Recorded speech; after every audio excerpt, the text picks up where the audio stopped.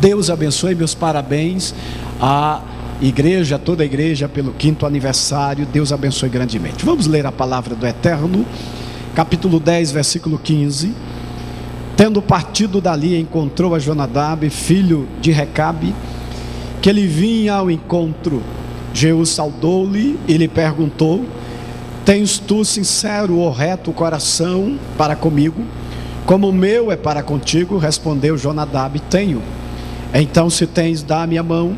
Jonadab deu-lhe a mão e Jeú fê-lo subir consigo ao carro. E disse-lhe: vem comigo e verás o meu zelo para com o Senhor. E assim Jeú levou no seu carro. Tendo Jeú chegado a Samaria, feriu todos os que ali ficaram de Acabe, até destruí-lo, segundo a palavra que o Senhor dissera a Elias. Agora volte um pouquinho, por favor. Nós vamos ler ainda aqui o versículo 10. Volte um pouquinho só os versículos, no mesmo capítulo, que nos diz a palavra ainda do Eterno.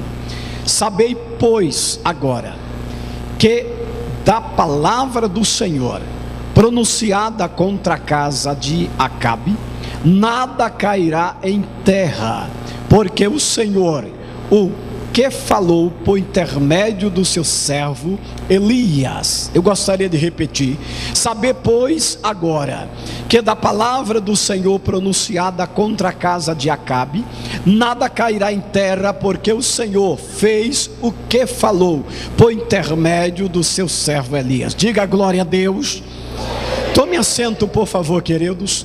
Amados, eu quero exaltar, bendizer, magnificar a este Deus que é santo, a este Deus que é glorioso, esse Deus que é eterno, inconfundível, incomparável, imutável, Rei da glória, aquele que está revestido de majestade, de santidade, aquele que se assenta no trono de justiça, aquele que manifesta e reflete a sua glória, aquele cujos céus e a terra não pode conter a expressão e a vultar da sua glória, aquele cuja presença as brasas estão acendendo e afogueando-se a cada dia diante da sua majestade, aquele que é o sol da nossa justiça, aquele que é a âncora da nossa alma, aquele que é a palavra da criação, a palavra bara, a palavra do capítulo 1 de Gênesis, a palavra que estabelece, que faz, que cria, que molda, a palavra que restaura, aquele que chama pelo nome quando ainda não é, não tem forma, nem altura, nem profundidade, nem largura, mas como se já fosse. Ele conhece antes, durante e depois. Ele é o Pai da eternidade, Ele é acima da eternidade, Ele é o Senhor da eternidade. A eternidade não tem fim, o universo se expande, mas a eternidade tem começo. Isaías capítulo 6 nos declara e diz: porque um filho se nos deu, uma criança nos nasceu, o principado está sobre o seu ombro, e o seu nome será Conselheiro Maravilhoso, Deus Forte, Pai da eternidade e Príncipe da paz. Nós haveremos de habitar na eternidade com Ele para todo sempre. A eternidade não tem fim, mas a eternidade um dia foi arrancada de dentro dele. Ele gerou a eternidade, Ele formou a eternidade, Ele estabeleceu a eternidade. Ele é antes de tudo, de todos, Ele é acima de todos, não depende de nada nem de ninguém. Com a palma das suas mãos Ele mediu como a concha as águas do mar da terra. Ele faz o seu caminho na nuvem, na tempestade. Joel diz no capítulo 1, versículo 7, que essa tempestade que você vê aí, os raios e trovões, é o prenúncio e o anúncio de que Jeová desceu na terra e está andando sobre o cume do monte. Ele é o Senhor, o soberano, o eterno, o grande, o poderoso, eu sou. Ele é aquele que opera, é aquele que mata, aquele que ressuscita, aquele que fere, aquele que sara, aquele que cura, aquele que manda, aquele que descomplica, aquele que complica e complica descomplicando. Ninguém pode compreender o que Ele mesmo complicou. Só Ele sabe, Ele tem. Só Ele pode operar aquilo que ninguém poderia imaginar. Ele detém a força. Ele é maior do que o universo, maior do que os céus, maior do que a eternidade.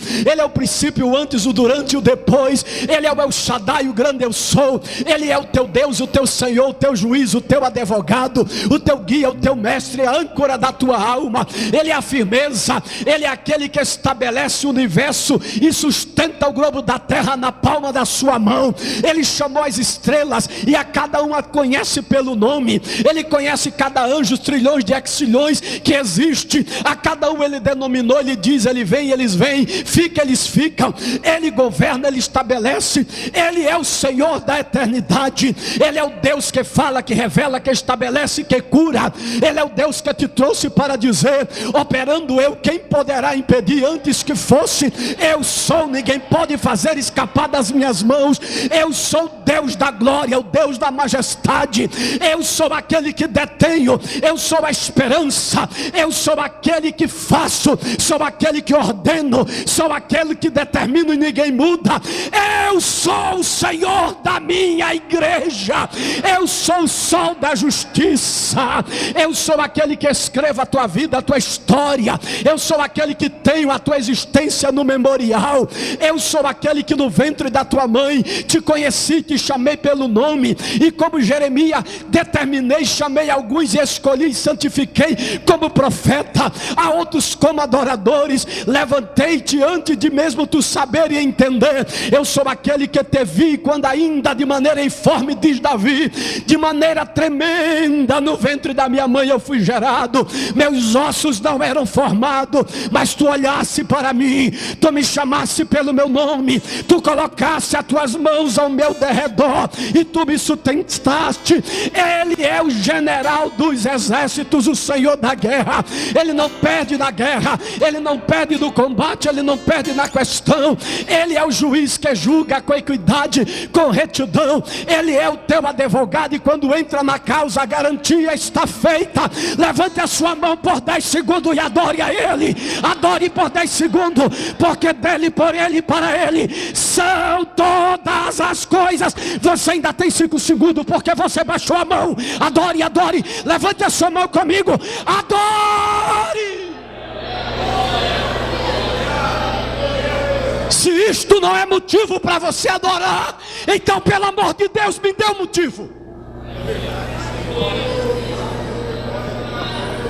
Se Deus já não nos deu motivo para adorar, então alguém me deu um motivo. Porque se tudo aquilo que Deus é e tem feito em nossas vidas não gera dentro de nós, como diz o salmista do Salmo 42, sede pela sua face e pela sua presença, nós o louvamos por aquilo que Ele faz, nós o adoramos por aquilo que Ele é. Às vezes não entendemos e não compreendemos. Asaf tirou os olhos da eternidade por um breve momento. Asaf inquietou-se com as coisas que lhe lardeavam.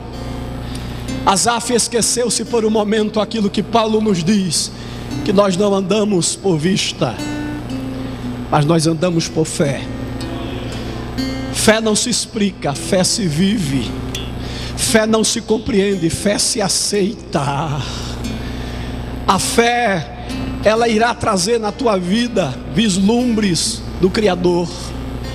A fé, ela fará alguns apenas contemplarem uma pequena nuvem e do tamanho da mão de um homem, mas o homem que anda em fé, como o profeta Eliseu, quando alguém diz eu estou vendo uma pequena nuvem, ele não vê apenas a nuvem, o moço dele viu. Ele desce correndo e diz para o rei: sobe no teu carro e corre, porque o moço viu uma pequena nuvem, mas eu já vejo uma tempestade de Deus que está vindo aí.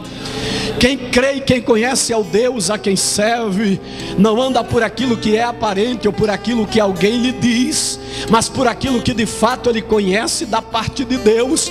E como Jó 42, quando ele tem experiência e ele passa a ter intimidade com Deus, porque o poder se revela na intimidade, e quando o homem e a mulher de Deus passa a evidenciar essa intimidade, ele passa então a ver nos desertos mesas preparadas, como alguém outrora perguntou.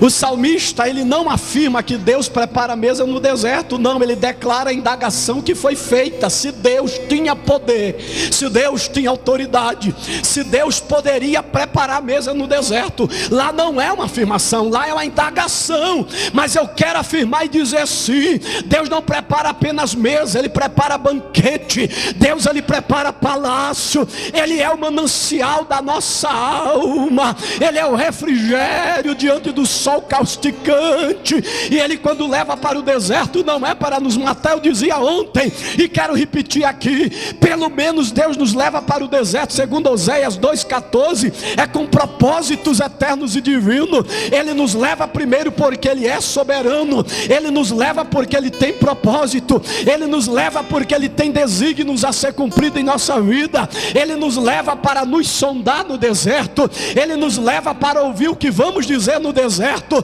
Ele nos leva para conhecer o que está no nosso coração. Ele nos leva no deserto para mostrar que ainda no deserto nós haveremos de ver florescer flores, nós haveremos de ver manancial. Ainda no deserto nós não morreremos, porque o autor da vida, Ele é maior que o deserto que cerca a nossa alma.